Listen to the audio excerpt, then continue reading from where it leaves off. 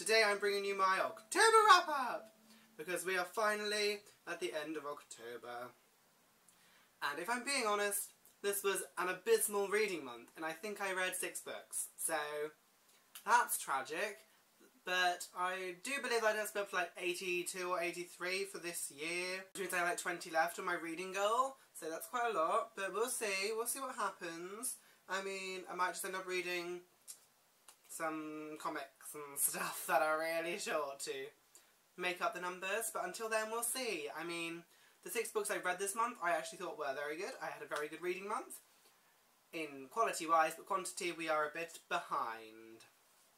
So the first book I read this month is something I hauled a couple of weeks ago, well 3 weeks ago because it's been a while since I put up a video, and that is Demon Road by Derek Landy.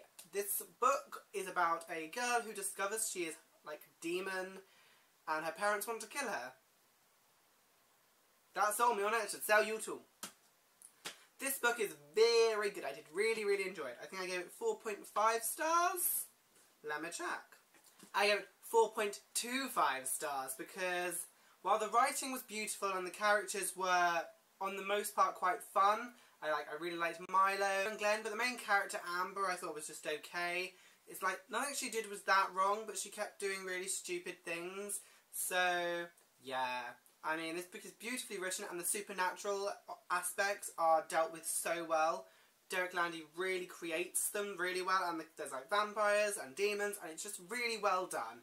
So I did give this 4.25 stars, mainly because Amber was just a meh protagonist, and the plot got a little bit repetitive.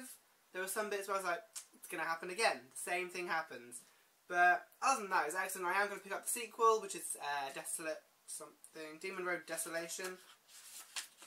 Yep, which comes out, I don't know when it comes out, but I'm going to get it because it was a really good book. Well done, Derek Landy. The second book I read this month should come as no surprise to anyone, and that is Magnus Chase and the Gods of Asgard, The Sword of Summer. This book, though, I gave it 5 stars, obviously because it's Rick Riordan, and Rick Riordan basically has to just write a word and he gets 5 stars from me. This book was so good. I loved it so much. I'm so looking forward to rereading it already. I'm probably going to reread it like just before Hammer of Thor comes out. So I'm going to bide my time.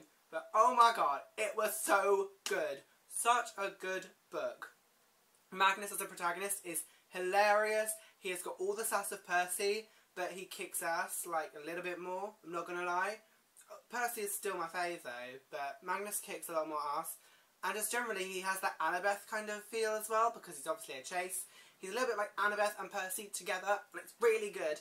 The supporting characters, you have diversity in this book, people. We have Samira, who is a Islamic? I know she's Islamic, but I don't know where she's from.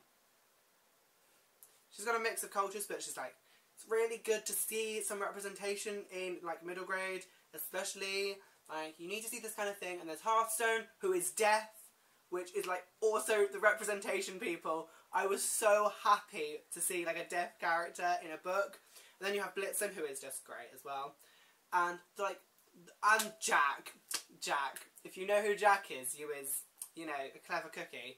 Or you've read the book. And that was just the funniest thing. I love Jack. I love Jack and Magnus. They have just such witty banter. And the storyline was compelling for the most part. There was a little bit in the middle where it got a little bit slow, but I don't criticise for it because it's Rick Riordan. But the ending was great. I really liked the fight scene, and I like the magic, that there is magic in it, and that Magnus kind of has this magic, but we don't really know a lot about it yet. And it was just really well done. I kind of learnt a lot more about Norse mythology, because all I really knew was from watching Thor, the Marvel films. But this was phenomenal. Loved it. And then I read some ebooks, because this is what I do. I read some books and I read some ebooks. And I don't have a ebook. I read them on my laptop, because you can get the Kindle app on my laptop.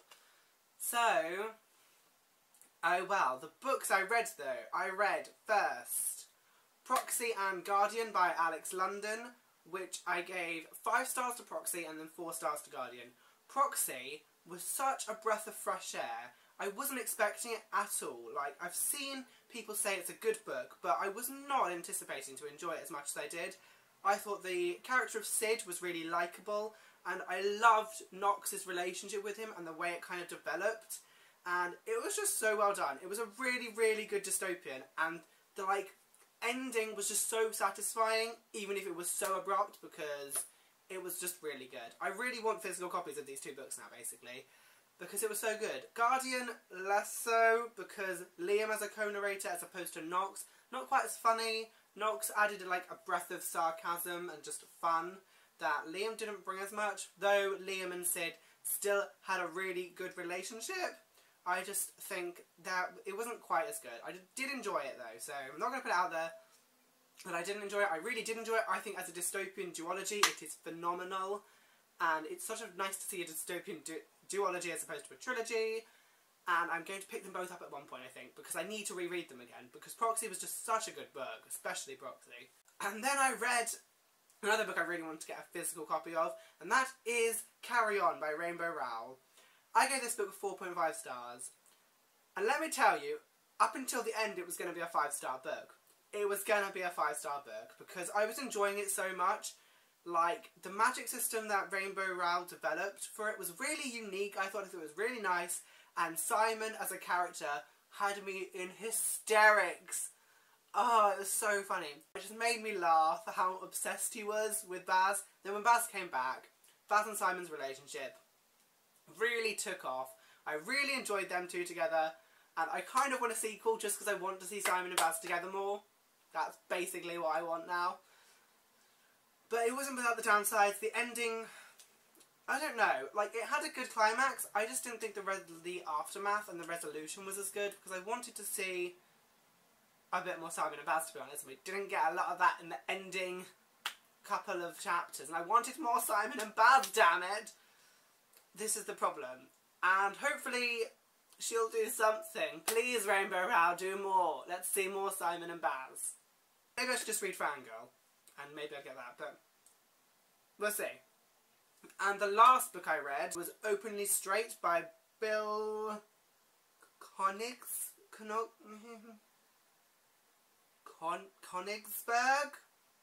I'm butchering that for certain. This book I gave 4.45 stars. Like, it was really good. I really, really, really enjoyed it, but it wasn't quite enough to get that 4.5. First off, this book was hilarious. I don't know why, but I was laughing very hard at this book. I thought Raph, or however you want to pronounce it, was a great narrator. He was just so good, and his relationships with all the individual characters were so well done. I really felt they were realistic. And Raph as a person, as a character, felt like a real person. He just was a little bit illogical sometimes. But I'm not going to penalise him for that, because it was funny. His relationship with Ben, that is the reason this didn't get a 5 stars, is because the ending for that relationship was not the resolution I wanted. And I know that's me being a whiny little bitch, but I don't care. I just wanted it to have a nicer resolution than that. But then you have Albie and Toby, which are a great double act. I just thought they were great. They were so weird. But I loved it. If you don't know what Openly Straight's about, it's about a boy who pretends to be straight. He is openly gay at home. He goes to a boarding school and pretends to be straight. And it just kicks off. And you have him going home a bit, and you see Claire Olivia, his best friend. And that was just great. And I just loved it. It was a really funny book. I just wanted a nicer resolution for our main two boys. Oh well. I unfortunately didn't read anything else this month. That's all the 6 books. I did technically read like an comic that was like the shortest thing ever, and it was Captain America something something something, and I gave it 3 stars. It was pretty boring, to be honest. Not a lot happened, but I thought I'd just throw it out there that I did read that. So these are the 2 physical books I read this month.